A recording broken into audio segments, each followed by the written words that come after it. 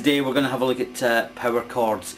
Now, power chords are mainly played with heavy rock music, a lot of distortion from your amplifier, but you can use them no matter what style or type of guitar that you have. You can use power chords with an acoustic, for example.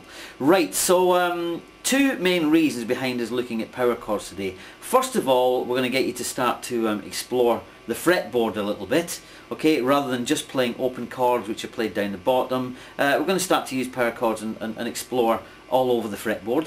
And the second reason is that we're going to use these for you to look at starting to make your own music, make your own songs, think up your own riffs, okay, and start to jam around playing some of your own things that you've put together. Right, okay, so let's have a look at the main concept behind power chords then. You're basically going to be playing two strings wherever your fingers are positioned, whichever power chord you're playing. You're going to be basically playing two strings, alright? So we're going to be using two-fingered versions here to start off with.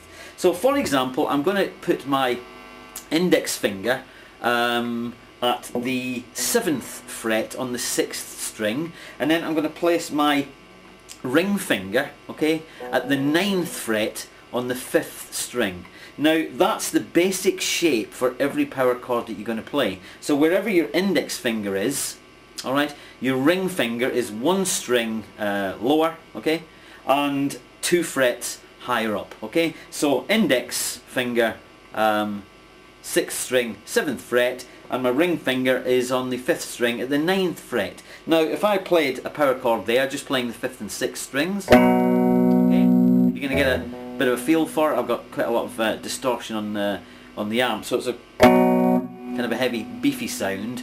Now, because we're only going to be playing two strings, one little piece of advice, when you're playing, put your little finger on your scratch plate, okay, and use it as an anchor so your hand's not moving all over the place, because you don't want to be playing any of the other strings that you don't have your fingers on frets, okay. You're only going to be playing the two strings. So put your little finger on the scratch plate, or if you're playing acoustic, just beside the sound hole,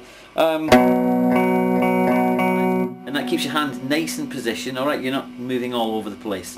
Okay, so that's the first position. These are just examples. So we're going to take this finger shape, and what we're going to do is just going to move it down, slide it down 2 frets. So my index finger is now on the 5th string, and in line with this power chord pattern, my ring finger is now on the 7th fret, alright? Again, that one string lower down. So power chord there. Again, slide that down another 2 frets, index finger on the root note, again now at the 3rd fret, ring finger at the 5th, and if we slide that down one more, I'm now at 2nd string and 4th string, okay? So we're keeping that finger shape every time we're playing a chord.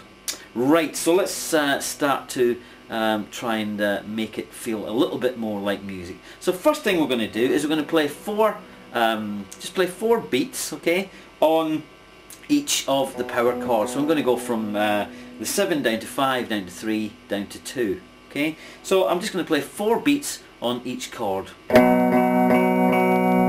again I've got my little finger anchor there. I'm only playing the 5th and 6th strings, okay. Move down, do the same thing. Move down, do the same thing. And move down, okay, and do the same thing. And then move back up to the top.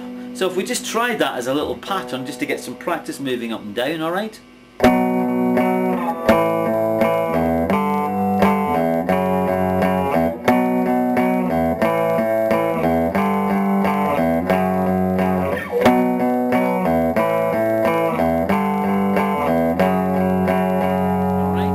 Still doesn't sound too much like music, so let's just change the strumming pattern a little bit and begin to feel a little bit of a riff form, alright? So what I'm going to do now is I'm going to go back up to that first position at the 7th fret, and I'm going to play 3 downbeats there, and I'm going to slide down to that 5th fret to play 1, and then 1, 2, 3, all downstrokes, right? and then I'm going to go down to the 3rd fret and I'm going to play 3. I'm going to slide down to the 2nd fret and do the 1, and then 1, 2, 3. Alright, and just keeping working in line with that 4-beat timing. I'm just putting a little bit of syncopation in now, and you should begin to start to feel a bit of a riff forming. Alright?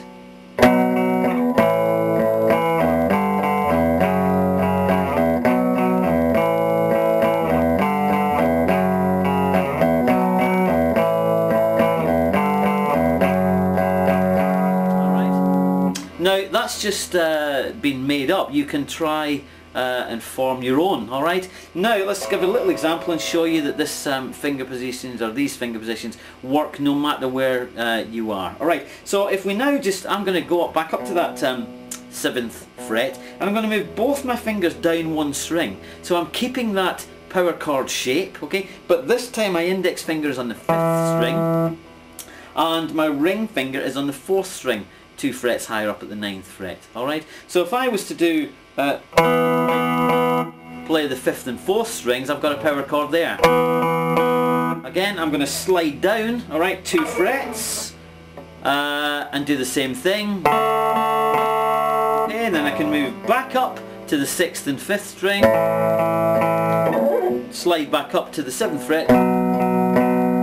Now if I just take that little shape and use the same strumming pattern, alright, that picking, alright, use the same pattern, all downstrokes, only I'm going to move from this this new 1st position. I'm using the 5th and 4th strings now, with my index finger at the 7th fret. So I'm going to use that same pattern we did before, and again let's hear another little riff forming, alright?